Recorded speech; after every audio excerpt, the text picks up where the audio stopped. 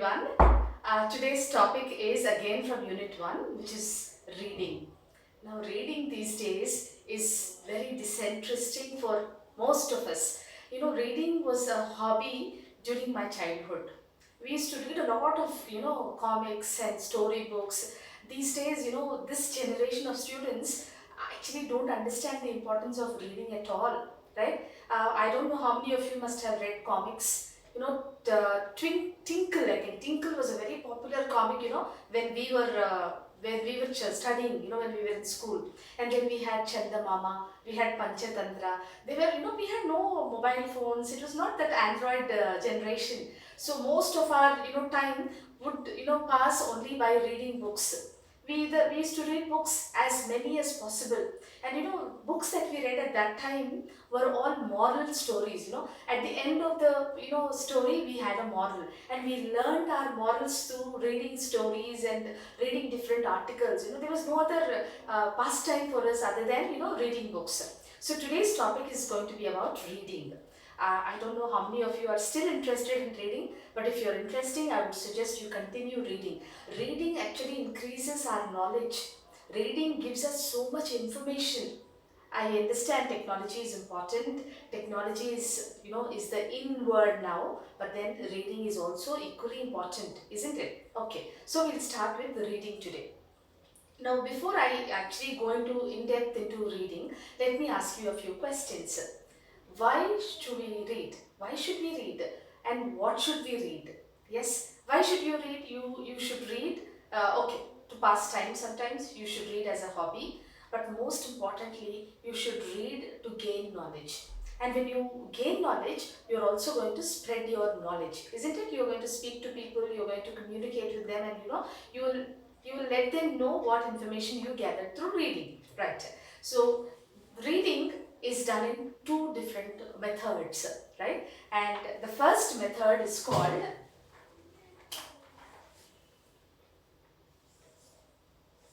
skimming, and the second is called scanning. Yeah, I'm sure you must have heard about skimming and scanning. Now, what is skimming? Skimming is, you're only trying to get the gist of the lesson.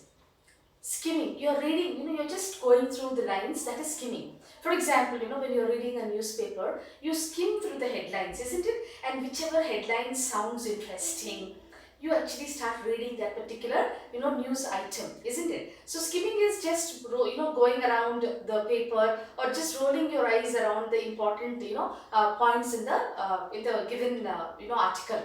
Scanning. If you look at the term scanning, I can very easily relate it as a doctor's term. Doctors usually ask patients to go for a scan. When do they ask you to go for a scan? When they are unable to understand what is wrong with you or what are you suffering from, isn't it? They say, let's go for a scan. A scan will actually give you a detailed report of what is happening within your body, isn't it? So the same word implies to reading. When you scan a given item or a given article or a given book, you're actually studying the book in depth. You're trying to understand what that particular reading item is trying to convey, what that particular article is trying to tell you. So that is scanning, alright? So if you look at your textbooks, on page number 16, we have, information regarding effective reading. Now let me tell you what is effective reading. The term effective means something that gives you meaning, something that is allowing you to understand, something that is helping you to gain knowledge. See, reading can be effective only when these things are done, isn't it? When you read something, you should gain some knowledge. You should get some information which you don't know earlier, or the already known information you are adding to your information by reading it. So all these are effectiveness of reading. So reading is just not done to pass time. You're not just reading lines and sentences and just throwing that book away. You're reading because you need to gain information, isn't it? And once you gain information and knowledge, that becomes effective. Yeah, because you will be able to put that into use, isn't it? That's reading. So now here, the first point to effective reading is decide why you are reading. Yeah, Now, given a book or a paper or an article, when it is in your hand, firstly decide why are you reading it. Are you reading to gain knowledge? Are you reading to understand what is written there? Yeah, or are you reading to the reading so that you can add to your information? What is the purpose of your reading? Decide that first, and then it says, is it for brief and specific information?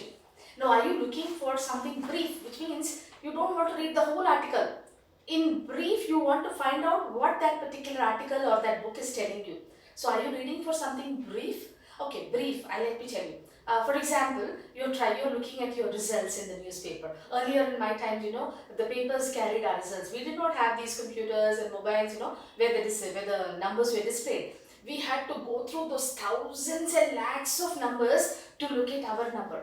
Okay, and for example, if your hall ticket number starts with 18, or maybe this is 2020, it starts with 2020. So you will be looking at that particular column which is carrying 2020. Though it starts from 17, 0 and 18 0, though it starts from there, you will not look there because your series does not start from 17, 18 and 19, but it starts with 20. So what's happening here? You're looking briefly. You're not going through every result there. You're only looking specifically for the 20 series, right? That is brief.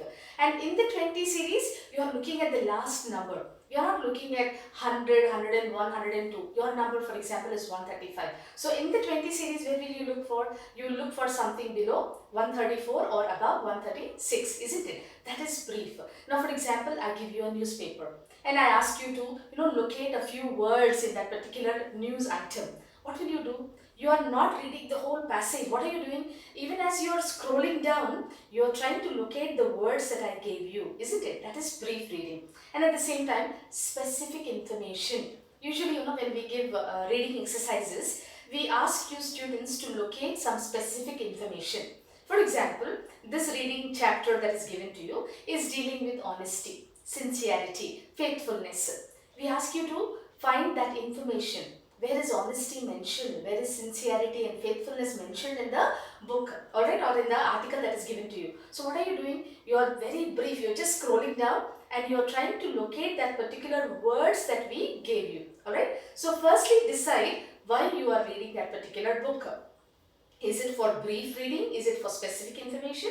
Or are you trying to read that passage or that book given to you for specific information? Are you trying to do that to gain some knowledge? Alright, it is given here for detailed understanding or for analyzing what is presented critically. Now, what is the purpose of your reading? Is it for a brief study? Is it specific information? Or are you trying to read for specific knowledge? Are you trying to read to understand what is given in the book? That is the first thing that you need to understand, alright? Whether it is a book, a paper or an article or a journal or a magazine, whatever is given in your hands, firstly decide what you would like to do with that piece of information that is given to you, right? Now, if you look at the second point, it says, understand the organizational patterns of different kinds of texts.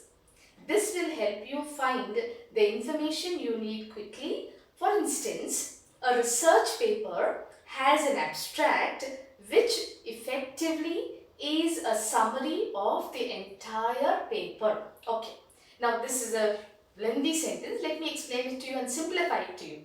For example, research scholars, they write a huge thesis, a thesis for around 300 to 400 pages. Now, in order to understand what the thesis is all about, it is mandatory that they write an abstract in the beginning of the thesis. Abstract is nothing but the summary of the thesis, right? And even the textbook, even some books, give you an abstract, because before you read, there are some book lovers, who look at the abstract first to understand what is the book all about, and if the abstract is interesting, they go ahead and buy the book. So in order to understand what the book is all about, the first thing that you need to do is read the abstract. The abstract is actually a summary of everything that is available in the book, right? Once you read the abstract or the summary, you have proper information about what the book consists of. And this abstract is helpful enough for you to understand and to decide, should you go ahead reading this book or should you look for another book, alright? So this is another term or another point of effective reading, to enable you to read effectively. Alright, so the first one, as I said, firstly understand why you're reading. The second one is read the abstract, read the summary to know what you would be reading. Alright, and then the third point here says use context to guess the meaning of unfamiliar words. This will help you retain the flow of your reading. Now, any book or article or whatever is given to you to read, you might come across words, you might come across vocabulary which is not simple, which is not, easy for you to understand. You might come across new words, new phrases, and you would not know the meaning. Alright, in order to understand the meaning of such new words or difficult words or vocabulary which you are not aware of, you know what you should do? You should try to relate the words with the context of your reading. I can only give you one simple word which makes it very easy for you to understand, which I did even in my previous classes. I spoke about the word called amicable. Right? By now you must have understood what is the true meaning of the word amicable. Amicable is friendly, isn't it? Depending on what you are reading, today is Friendship Day. Okay, I am doing this recording on the Friendship Day, and I don't know when you are going to look at these videos, but on Friendship Day, in case I would like to talk about my friends, I would start saying that, I have a very small group of friends. I am actually an introvert and I don't have a, very big group of friends. Around 3 to 4 of my friends who are very close to me, whom I consider our best friends. We have been amicable from the school days. Now when I say that, you should try to relate what am I trying to tell you when I say amicable. What am I talking about? I'm talking to you about my friends. So we have been amicable from our school days. What does that tell you? You have to relate the context. Okay, amicable. So she means to say that they have been friendly from the school days. Now, I've given up, my schooling was done around 30 years ago. And I'm still friendly with my friends from school. We still have a school group on WhatsApp. We still chat. We still, share opinions and ideas and experiences. And we also have get-togethers, sometimes. Not very frequently because all of us are busy with our own work. But then we have that, get-togethers quite rarely, but we do meet sometimes. And we are very, very amicable when we meet. Now see, I'm trying to help you understand what is the context. So it is a group of friends who are meeting for a get-together. What can be between them? There can only be friendliness, isn't it? There can only be joy, happiness and love and friendliness. So try understanding the words that you are reading according to the context. And sometimes, out of my experience, let me tell you, most of the time you end up understanding the words correctly, because you're trying to connect it to the context that comes there. Alright, so this is another effective way of reading. Fine. Coming to the next point, it says make notes while reading. Now again, let me tell you my example. Whenever I read, even when it was during my exams, I used to always keep a notebook and a pen handy. I used to read. I used to do so many things while reading, Even as I was reading and I came across something very important, the first thing that I used to do is I used to underline it. I used to underline it with a pencil, or I used to highlight it with a different colored pen. So that, when I open the book sometimes to read again, for the second time, the highlighted part actually helps me to study, helps me to exactly look at that particular information rather than reading the whole text to find where that information is. I used to highlight it, I used to underline it, and at the same time, I used to maintain a notebook and a pen, and whatever important, information that I read in the textbook, I used to make a note of it in my notebook. At that point, what would happen is, you don't have to go back to that huge text again. You don't have to turn pages and pages, read lines after lines. This notebook where you have taken down all the important information, everything that you considered important, will actually play a very important role in your studying. You can look at your notebook and study. You can look at your notebook and understand what is important. You can gather a lot of information that you have written from your textbook in your notebook. Alright, so that you don't go back to that text again to read the whole text again. This is another aspect. So here it says make notes while reading. This is particularly useful in academic context. Academic context is your context. Yeah, you're in the new academic year, and there's so much to study, so much to learn, isn't it? Now you can't keep the whole text in your mind. You don't have that memory, to grasp everything that you have read. So the easiest way is to put it on paper. When you're writing, guys, again, out of my experience, let me tell you, when you write, you tend to remember it longer rather than reading. Okay, reading, yes, if you're doing it very attentively, without any disturbance, completely focused on that particular article, I'm sure you'll remember. But then, these days we are disturbed so much, isn't it? Suddenly, when you start reading very seriously, your phone gives a beep telling you to look at it. Somebody's texted you, isn't it? Or if you put that beside and you start reading, somebody is calling you. There's so much, so much you can't really focus on what you're reading. So the best way is to jot down points that you have read which you think are important. And you can just consult these notes for revision later. This book is going to be so handy. Whenever I attend lectures or speeches or conferences, I make it a point. In fact, when you're attending a seminar or a conference, they give you a notebook and a pen. It's a part of that package. They give you that because they want you to take down some notes, take down some important, aspects that are being spoken there. So make it a point to maintain a notebook when you are reading. Maintain that notebook, write down everything that you think is important. Maybe you can jot down as 1, 2, 3. Yeah, highlight it in your textbook also. Look at your notes as well. This is going to be very easy and helpful for you to study. Alright, and then the next point is, do not worry about speed of reading initially. Focus on understanding the content. When a book is given to us, we try to finish that book as soon as possible. Yeah, and when it is a textbook, trust me, you people would not be interested in reading a textbook, isn't it? You don't want to read a textbook because you find it monotonous. It is not really, encouraging and motivating. You don't want to do it. But then, what do? The book is in your hand, you try to read it as fast as possible and throw it away. Now what has it helped you in which way has it benefited you in? It hasn't, right? So what you need to do is, as it says, do not worry about the speed at which you are reading.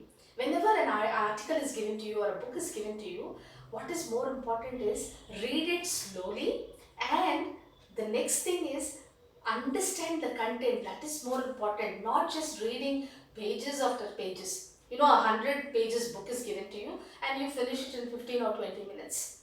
Is there any purpose in that? There's no purpose except for telling people that you are done with that book, isn't it? But what have you gained out of reading it at that pace? Nothing, isn't it? So in order to gain information, in order to gain knowledge, it is not how fast you read the book.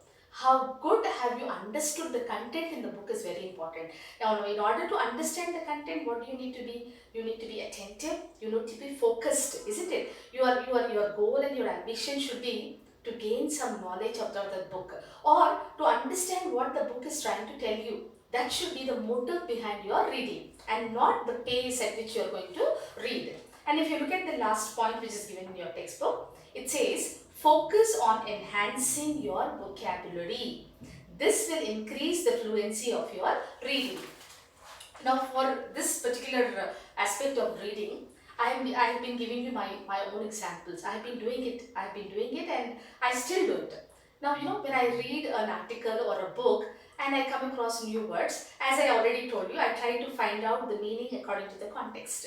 But then this word is new. So what I do? I jot it down in my notes. I write down this new word in my notes. I try to gain the meaning out of a dictionary. I try to understand what is the meaning of this word and in which situations can I use this word, and not just understanding the meaning and making a note of this book in the, this word in my book. I also make it a point to implement these words that I have learned in my language. There's no point in writing down difficult or the words that you have come across in your reading passage, writing down the meaning and not using it in your day-to-day language. What's the point? You're sure to forget it in a day or two.